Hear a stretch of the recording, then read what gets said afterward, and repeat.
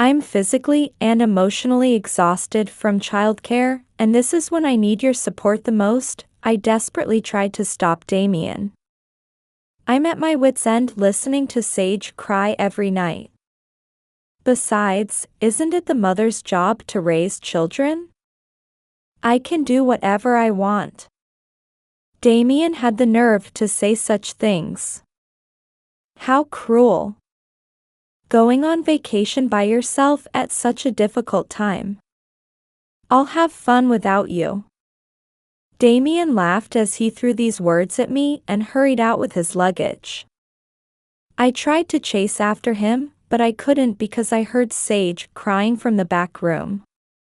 Overwhelmed with sadness and misery, I broke down crying right there. I haven't been working all this time just to support this deadbeat husband. I wanted to build a life together, supporting each other as a couple. But it seems Damien has no intention of working anymore. On top of that, he casually took my credit card from my wallet and used it like it was his right. I'm sick of being taken advantage of by someone as sneaky as Damien. I pulled myself together and started thinking about how to make things most difficult for him. My name is Glenna, and I'm 34 years old.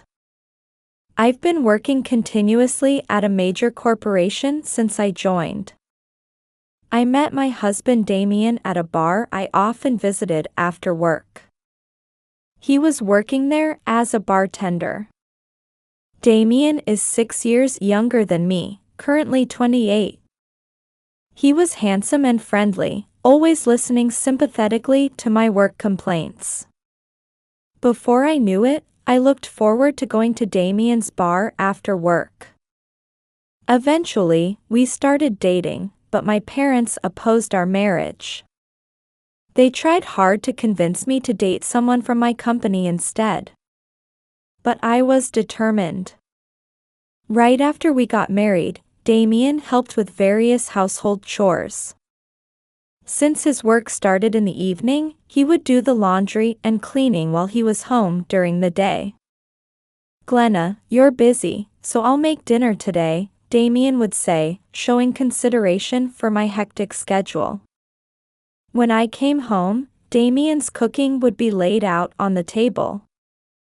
I felt genuinely grateful that I had married him.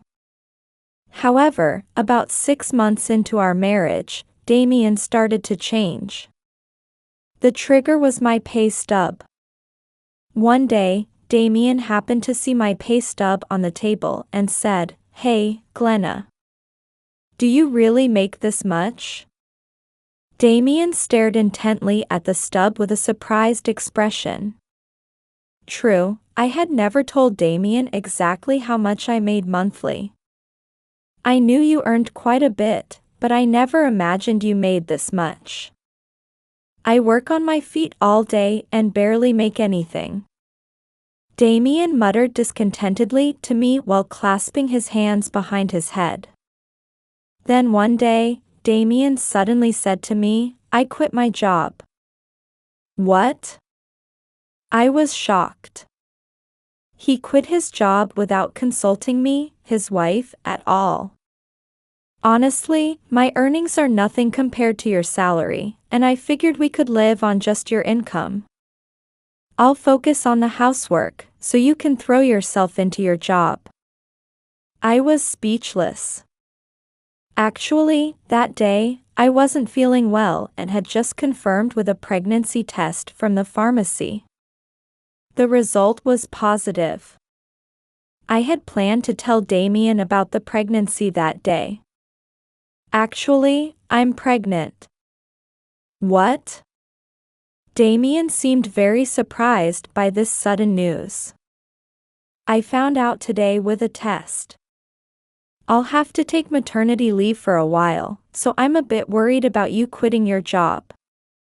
I honestly shared my concerns with Damien, despite my confusion.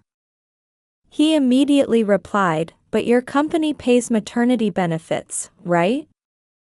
Well, yes. My mind was in chaos. Even after telling him about the pregnancy, Damien showed no signs of joy and only kept asking how much money I would receive from the company during maternity leave. Damien insisted, "I'll take care of all the housework.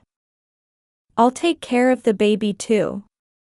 You just need to focus on bringing home your salary." Though his words might sound kind, something didn't sit right with me. I was aware of the income gap between Damien and myself. But I never imagined I would end up supporting Damien completely. I could feel my distrust in him growing. Hospital tests confirmed that I was indeed pregnant. I worked hard until just before my maternity leave while battling morning sickness. Meanwhile, Damien became a house husband and was always at home, but he gradually stopped doing housework. When I came home from work, the house was a mess. Dirty dishes piled up in the kitchen, left unwashed. Though Damien said, "Welcome home," he lay on the sofa and wouldn't move from his phone. "I'm home." "Damien, what about dinner?" "I already ate at the local diner." "Sorry, but you can heat up some frozen food." Damien said this while pointing to the freezer. Exhausted from work and hungry, I didn't even have the energy to argue with him, so I just heated up frozen food as suggested that day. Time passed, and eventually I entered my maternity leave period. Once I was home all the time, Damien did even less. When I asked him to do more housework, he would say, "You're home now too, so it's weird if I'm the only one doing housework," and storm out angrily. While our marriage continued to deteriorate this way, fortunately, the baby in my belly grew steadily. Eventually, I reached full term and gave birth to a healthy baby girl, whom we named Sage.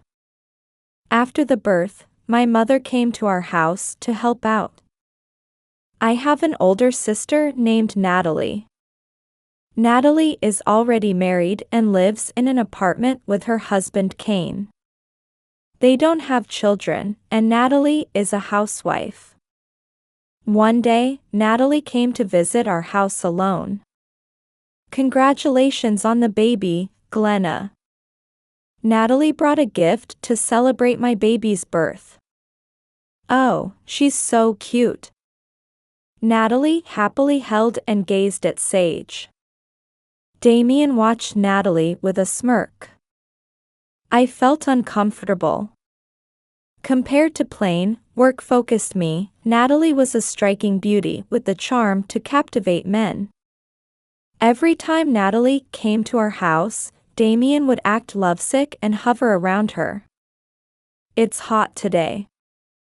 "My throat is so dry," Natalie said, and Damien rushed to the refrigerator, poured juice in a glass, and brought it to her. "Here, have some juice."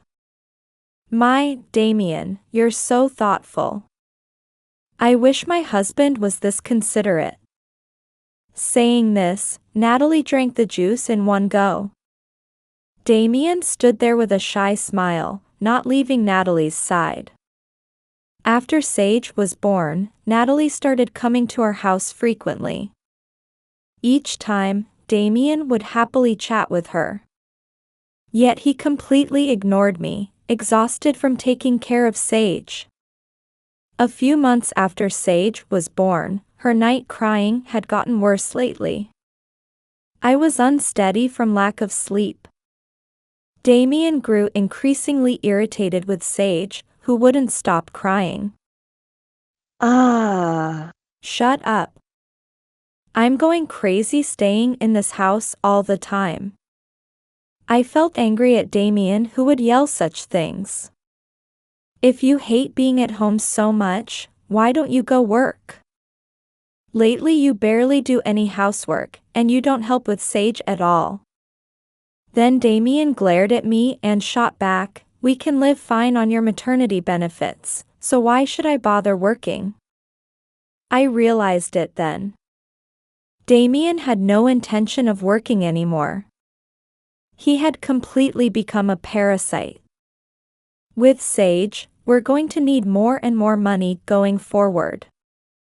It's unacceptable for a father to just lounge around without working or helping with housework. I yelled angrily at Damien. Then Damien silently headed for the entrance. Wait, Damien, where are you going? To Natalie's place, Damien muttered while putting on his shoes. What? I was shocked. Why would he go to Natalie's place after fighting with me? That night, Damien emailed me saying I'm staying at Natalie's place tonight. When I called Natalie, she laughed and said, "Don't worry about it. All couples fight sometimes." Then the next day, Damien came back. When I approached him to talk things out, Damien was busily packing something. Damien, what are you doing? What do you mean? Preparing for a trip. What, a trip? I was so surprised I didn't know where to start with my questions. I've been mentally ill from stress lately, right? When I told Natalie about it, she suggested we all go on a trip to cheer up. But, where are you going? Canada. We're going to eat lots of good seafood and stuff. We'll be gone for 2 nights and 3 days. My head was spinning from this sudden development. Don't tell me you're going just with Natalie? I asked anxiously. Of course not, Kane's coming too, Damien answered with a laugh.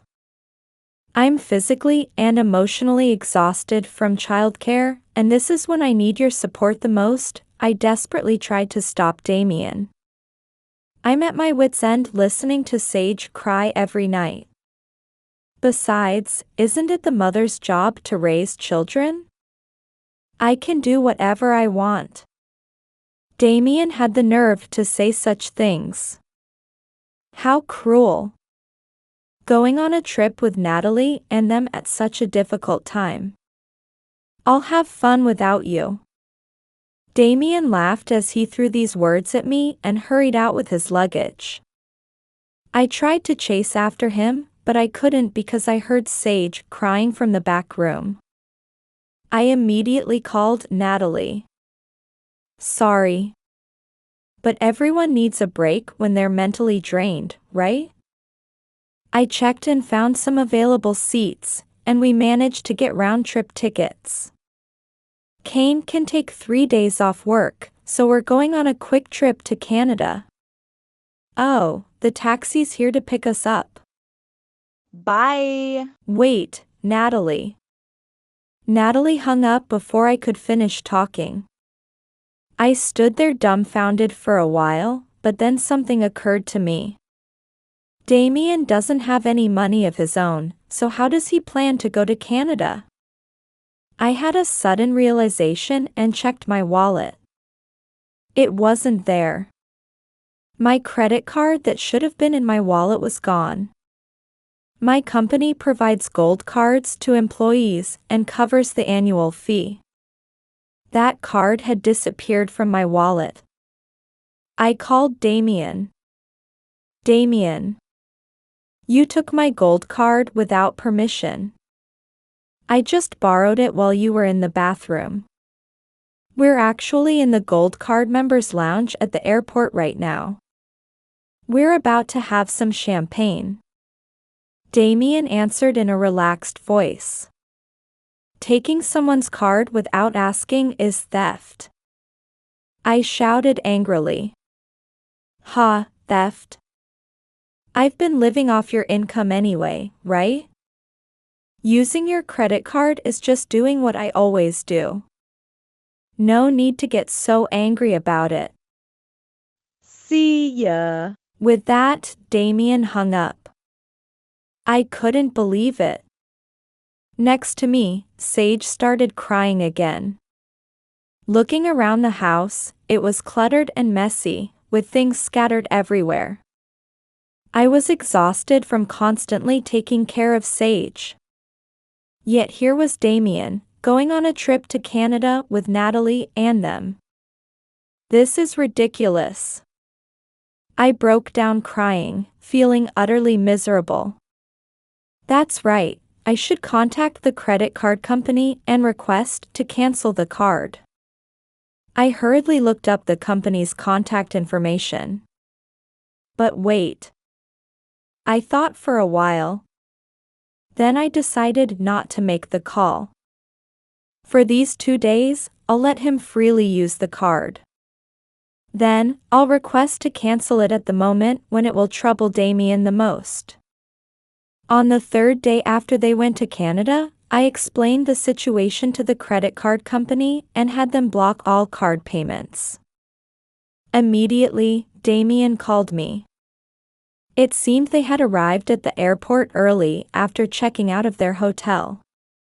We were in the Gold Card members' lounge at the Canadian airport, but security suddenly approached us and kicked us out.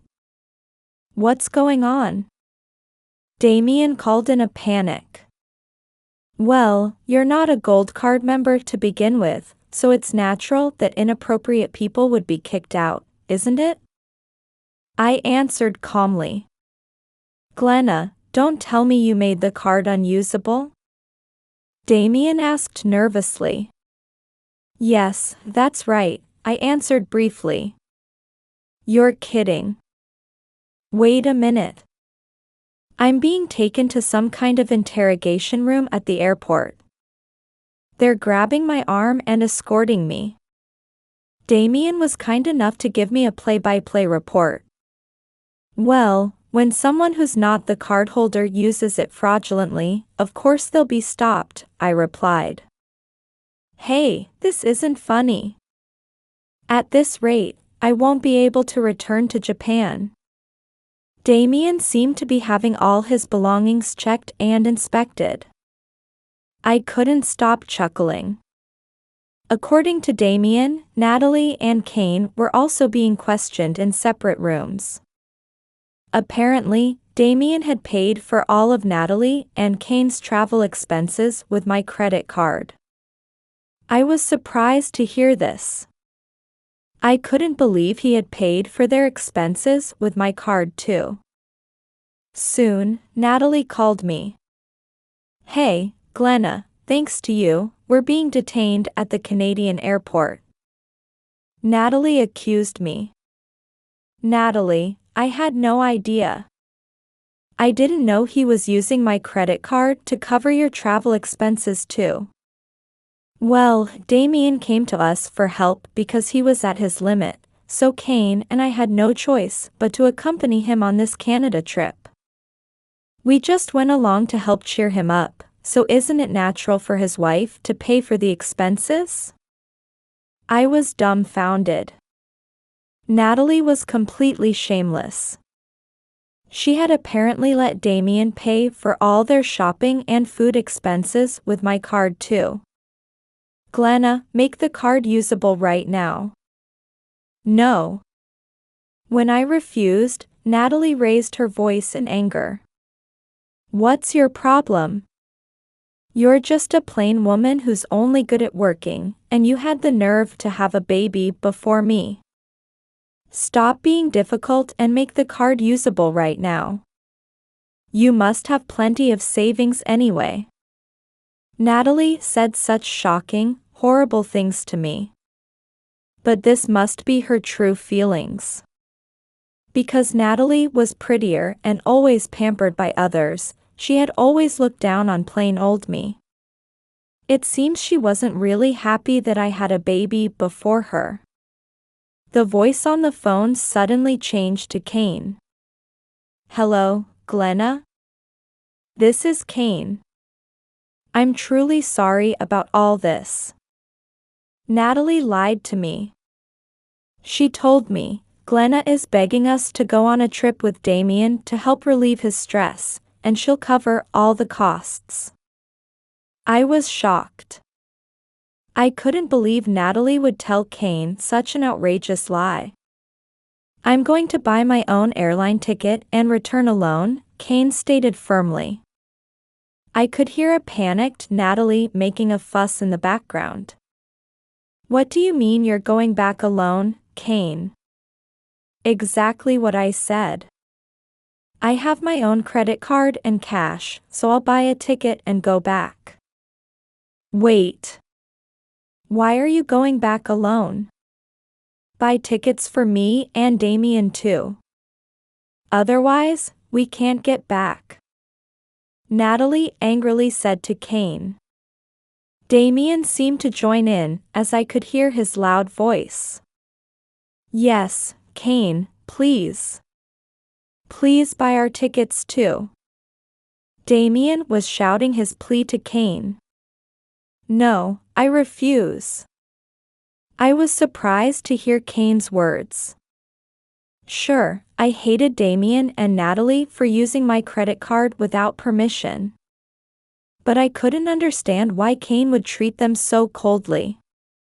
Then Kane said to me, Glenna, please stay calm and listen. Damien and Natalie are having an affair. What? I was completely shocked by Kane's sudden revelation. Apparently, Kane had recently become suspicious of how close Natalie and Damien had become. One day, when Kane returned from work, he smelled the cologne that Damien always wore and thought it was strange. The scent had even drifted into the bedroom, which made Kane suspicious. However, he didn't have definitive proof of their affair. When they invited me to go on this Canada trip with them, I thought, I'll pretend I don't notice anything and go along, then catch them in the act of their affair. Like Kane, I had been troubled by how close Damien and Natalie were. Though I had my doubts about Damien, I never thought he would actually have an affair. As for Natalie, I thought she wouldn't get romantically involved with her sister's husband. Even if Damien made advances, I thought Natalie would reject him. I had somehow trusted her. But that trust was completely betrayed. On the first night of the trip, around 3 a.m., Natalie got up from bed, left the room, and went into Damien's room right across the hall. I saw it with my own eyes, Kane said. I was shocked by his words. Natalie, I deliberately pretended to be sound asleep, but the moment the door closed, I ran to it and looked through the peephole into the hallway. That's when I saw you entering Damien's room. Damien welcomed you in with his arm around your shoulder, Kane said, his voice tinged with anger. No, that's not, but Kane, you were snoring and fast asleep. Natalie frantically said to Kane. I was acting. I figured if I pretended to be sound asleep snoring, you would sneak out of the room and eventually go to Damien. My prediction was spot on. Natalie was making excuses next to Kane. Damien came to our place so often, and each time Natalie would welcome him with heavy makeup, looking so happy. Did you think I wouldn't notice such behavior? Don't underestimate me. Kane exploded in anger. Both Natalie and Damien seemed to fall silent in front of the furious Kane. About an hour later, you came back to the room and casually went to sleep next to me. It's absolutely ridiculous. Having an affair with your brother-in-law. On the second night, you snuck out of the room and came back 2 hours later. Did you think you got away with it because you weren't caught on the first day? What, Kane, you were awake then too? Natalie's voice was trembling. Yes, I was awake. Though I was pretending to be sound asleep. Going on a trip with your husband and having an affair with your brother-in-law, what kind of person does that? Damien, I won't forgive you either. Kane, well, how should I say this, Damien mumbled something but couldn't deny it. Kane said to me, I'm going to buy my own ticket and go back. I plan to leave these two here. Is that okay with you, Glenna? Of course. Please do that. Damien, Natalie, you two can live happily together in Canada. Don't ever come back here. When I said this laughing, Damien begged loudly, please, Glenna. Just send us money for the airline tickets, please. Damien, since you used to be a bartender, why don't you try getting hired at an airport bar? Natalie's good at flirting with men, so she can work as a hostess out front, I answered with a laugh. And so, Kane returned safely by himself. Kane and I made an agreement to execute a certain plan. Both Kane and I proceeded with what needed to be done, working around our jobs. Eventually, both Damien and Natalie begged their parents for help with airline tickets and somehow managed to return a few days later. Damien called me from the airport after returning to his apartment. Glenna, what's going on? I came home but I can't get in because the key doesn't work. And there's a vacancy sign on the door. Damien seemed to be in a panic and said this to me frantically. Oh, I canceled the lease on that apartment, I replied. What? Damien seemed frozen in shock. That apartment was leased in my name. I can do whatever I want with it, I responded matter-of-factly. What about my belongings? I disposed of everything. After all, you didn't have anything worth much, nothing the second-hand dealers would even buy. What are you talking about? You're kidding, right? Damien's voice was shaking. You have the minimal belongings you took to Canada, right? That should be enough. You can sleep rough anywhere. Sleep rough. Glenna, where are you now? I'm not telling you. I've moved and am living peacefully with Sage in a new apartment, I said with a laugh. I'll return your credit card. Please, meet with me. Damien kept begging to meet. That card has long been cancelled. There's no point in getting it back, I answered coldly. I deliberately let you use the card freely until partway through so that I could saddle you with debt after the divorce, I explained. Divorce? Debt? Yes. Taking your wife's card without permission and using large amounts of money unauthorized, the court should grant a divorce quickly with that evidence. Damien stammered nervously, wait, I don't want a divorce. I have no house and no money, how am I supposed to live? Well, that's not my problem. I've decided to work hard and raise Sage by myself from now on. Hey, Glenna, listen, I was wrong, I'm sorry. I don't want a divorce. I hung up the phone, ignoring Damien's desperate pleas. Meanwhile, Natalie also seemed to be in a panic after losing her home. Kane, where are you? I can't get into the apartment, where am I supposed to sleep tonight? Please, help me. Natalie apparently tried to cling to Kane. I sold that apartment. I'm divorcing you. From now on, all communication will be through my lawyer. Don't contact me directly anymore. Goodbye. Wait. Please, Kane. The thing with Damien, he forced himself on me and I had no choice but to go along with it. You're the only one I love. Oh really? For someone who was so forced, you looked pretty happy going into his room. Throughout the trip, you were constantly talking with Damien. Do you have any idea how miserable that made me feel? I don't even want to speak to someone as despicable as you. After that, Natalie was blocked by Kane and had no way to contact him. And so, Damien and Natalie, who had finally returned from Canada, ended up wandering the streets with their travel bags, with no home to return to. Later, I divorced Damien through a lawyer's mediation.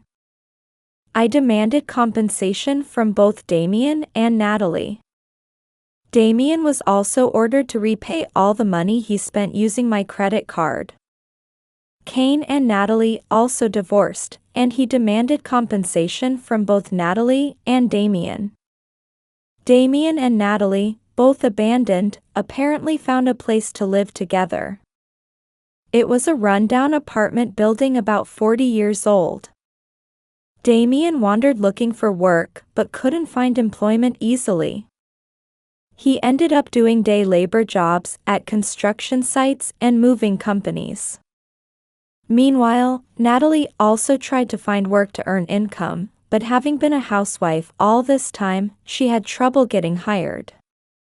Eventually, she started working at a pub. However, Damien became furious, saying, "Stop working in a job serving men." Natalie shot back, "Weren't you a bartender before?" and it escalated into a huge fight. Though they were so attracted to each other during their affair, after a vicious exchange of insults, they now apparently live separately. Both have become completely worn down, living lives without money or hope. As for me, I got custody of Sage and started life as a single mother. I applied for and was granted childcare leave from my company, so I can raise Sage in a financially stable situation. When it's time to return to work, I plan to put Sage in daycare and manage somehow with my mother's help. Currently, Sage is growing healthily every day. I take Sage in the stroller to the nearby park and live peacefully while interacting with people in the community. Though there are many challenges, I intend to fully enjoy this precious, unhurried time with Sage that I'll never have again. And when I return to work, I'll do my best to earn a good income again. That's what I think as I spend my days with Sage.